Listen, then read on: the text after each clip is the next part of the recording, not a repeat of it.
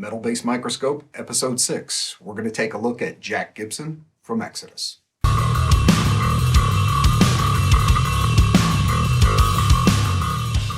So before we get into it, definitely wanted to let you know that Jack gave us an interview to accompany this episode. There's a link right up here, and I'm going to put one down in the description.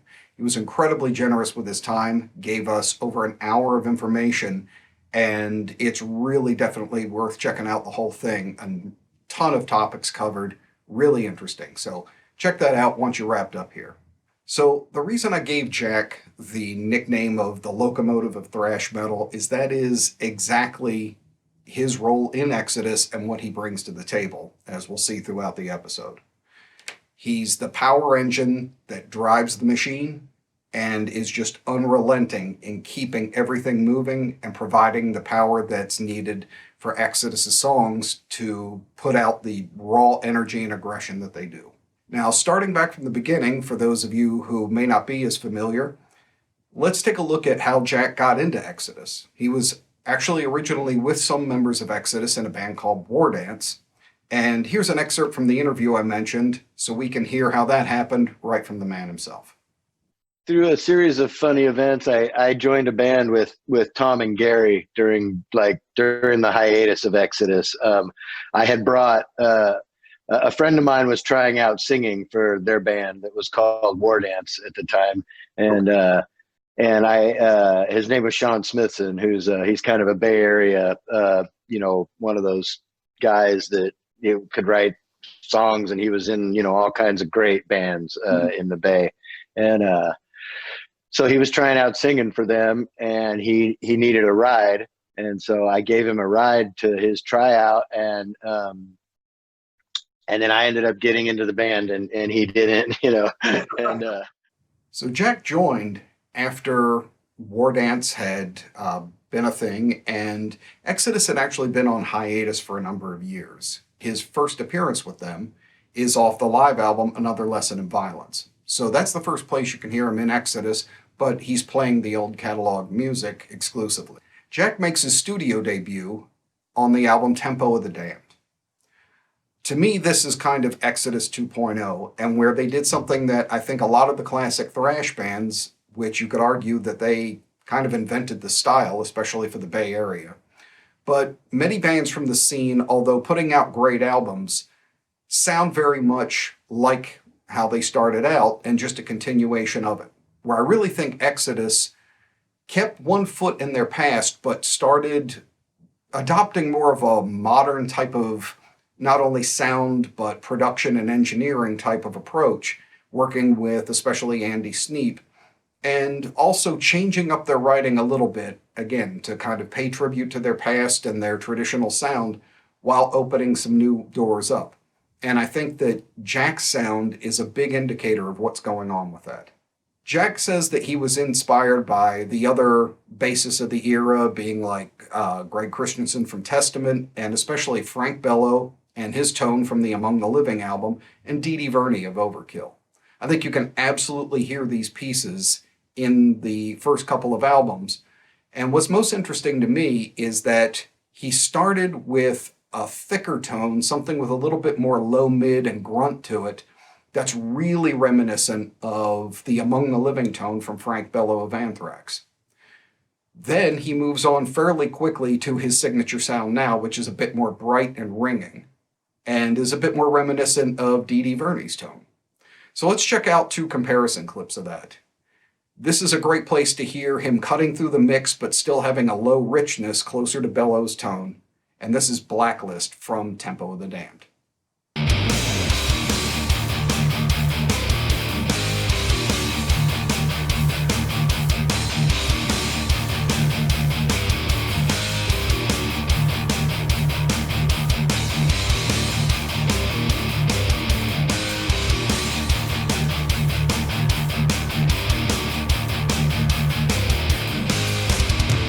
Now, the follow-up album, you can hear the immediate changeover in his sound, and it's basically the one he's kept to this day.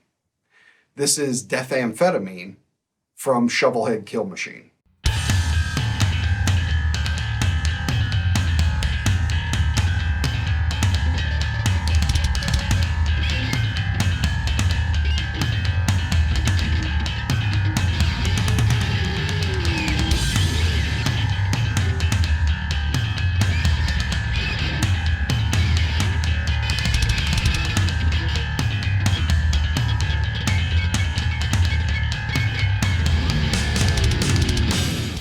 So it's a pretty obvious shift in where his tone is emphasized from a smoother, more definitely aggressive, but a bit more lower grinding bellow-esque tone to a bit more bright metallic ring a la Dee Dee Verney. And then over the albums, he's really refined it into one really distinct and one that fits the band perfectly because he just almost seems to carry into a third guitar type of role where he's able to play the supportive bass movements but really have a cut that cuts directly through the mix of both of the guitars, which isn't always easy to do in something as guitar dominated as the Exodus songwriting is. Now, one other thing Jack has in common with both Bello and Verney, who I've profiled on other Metal Bass Microscope episodes, is a very simple and bare bones type of approach to his bass rig, his sound, and his equipment. He found his sound and his favorite instrument early on and has carried through with it to this day. The bass that Jack is known for is the Yamaha BB-G5S. He found this one early on and has used it on every single album except for the original live album that he joined the band on. It's not one of Yamaha's top-of-the-line basses, but it's a series that, for him, fit him right away, and he just absolutely found his tone with it and has never strayed. He got it right the first time and has held on to it to this day. Now, as far as amps, Jack is much like his inspirations, Frank Bello, Dee Dee Verney, and even Christensen, in that they like very simple setups, direct and to the point. For a long time, he was an Ampeg user like many metal bassists, but for a couple of years recently had found the TC Electronics Blacksmith. He said that this was basically the best bass sound he had come across. Unfortunately, recently, they've become a little harder to get a hold of and have everywhere he may need them, and Ampeg is a more reliable international backline to be able to ensure that he has, so he may very likely be going back to that. So his staple sound consists only of one bass in particular and one very simple amp setup that he relies on consistently, and there's no other fat on the bone when it comes to his bass sound, direct and to the point. As a player, I find that Jack is a bit more varied in some of his influences and the things that make up his style and technique. Jack attended Musicians Institute in Los Angeles, California, and studied under some of the true heavyweights of bass guitar from multiple genres, everybody from Jeff Berlin to Billy Sheehan to Steve Bailey. An incredible variety of bassists, and he picked up pieces from all of them, and it's evident in his style. One place that I noticed it, and you can definitely hone in that he's worked out some much more advanced technique than most, is in his right-hand picking approach. Much like Billy Sheehan or even Alex Webster and a number of other really proficient metal bassists, Jack uses a three-finger approach to his right-hand plucking. Something that makes his technique especially interesting and really individual is that when you look at his hand, and you can see this live, rather than pulling across the string as most players would, he actually more keeps his fingers curled and taps down on it, almost like you would on a typewriter. This is really reminiscent of someone like John Entwistle from The Who, where it's an incredibly percussive way of attacking, and it gets you a bright, ringing tone because you're constantly hitting off of the frets. I think that's one of the big keys, obviously, to how he gets that bright, metallic attack to every bass note consistently. It's a really interesting technique, and it's very obvious that he's spent a lot of time refining it and getting it to a point where it's individual to him and makes a huge difference in his bass tone and how it cuts through the guitars in Exodus. I don't think he would have anywhere near the same brilliance of attack and the same type of overall cut through the guitar mix if he hadn't adapted that technique and figured that out. He also credits players like fusion phenomenon Gary Willis for him being able to keep that technique clean while also getting a good hammer attack to it. So he's kind of a mix of a number of different great players' techniques put into one that's individual to him and obviously has paid off immensely. He also credits his music education to being able to deal with some of the more intricate Exodus riffs and some of the odd placements of them that he learned how to deal with things like jazz and odd time, and that helped prepare him for more bizarre rhythmic placements and things that he has to deal with on a regular basis in some of the Exodus riffing. One interesting change that he does as far as his playing style is that he does play some of the songs differently in the studio than he does live. In the studio, he mentioned that he tends to hold back a little bit and try and drive the song because in a mix in the studio, you're trying to get a level of things more consistent and really serve the song more. Live, it's a bit more no holds barred, where he may have done more of a supporting role or even just rode one note to support one of Holt's riffs. Live, he's more likely to match it or go along with it to really open up and give that pummeling kind of experience that live you can get away with or will sound more effective than it might in the studio.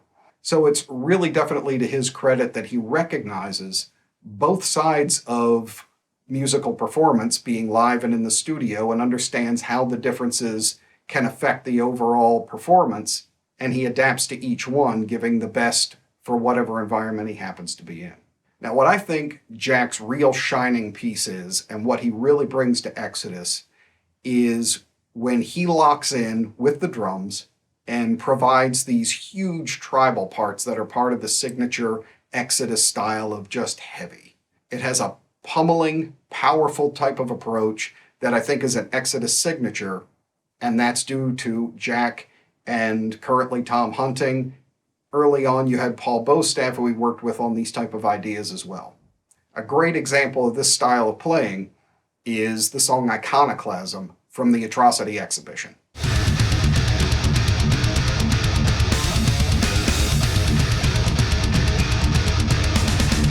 Really an Exodus trademark. Let's hear one more piece like that. This is from the Ballad of Leonard and Charles from Exhibition B, The Human Condition.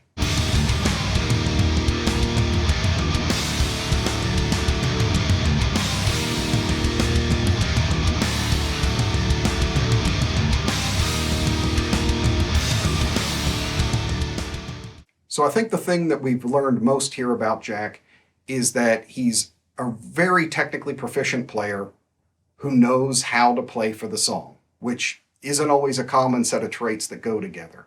Some people might overplay a part because they have the ability to, or some people might play too simply when the part might call for it. Jack does the job exactly as needed, live or in the studio. He cuts, adds to the aggression, while not losing his foot in playing a traditional role in bass and supporting the song. All the bases are covered, and he does it with absolute style. Fantastic tone, fantastic lines, great live performance. That's what you want in a thrash metal bassist, and that's what we want out of Exodus. If you haven't been checking out Exodus recently, or you're not familiar with their whole catalog, I definitely recommend you go through and check them out, especially the albums with Jack recently if you're more of an old school fan. They have just been crushing it album after album, and it only seems to get better every time. At the time of this interview and this profile, they're actually writing a new album, and the early reports are it's going to be a savage. I have no doubt that it will be. I'm looking forward to see what Jack has in store for us on that one, along with the rest of the band, and if they hold to history, it's going to be a crusher. As I mentioned earlier, definitely check out the interview. Really appreciate Jack's time on that. It's a very cool interview, tons of great information. Do you have some favorite parts in Exodus songs where you really think that Jack's bass prowess shows? And do you have a favorite Exodus album? Hit me up in the comments below. Let's keep that conversation going. And thanks as always for watching. That's going to do it for this Metal Bass Microscope. I'll see you on the next one. Wait! Don't go! You never know. Moments like this are crucial. The next video you watch could change your life. And it might be this one. Or even this one. Are you willing to take that chance? I don't know. Check them out.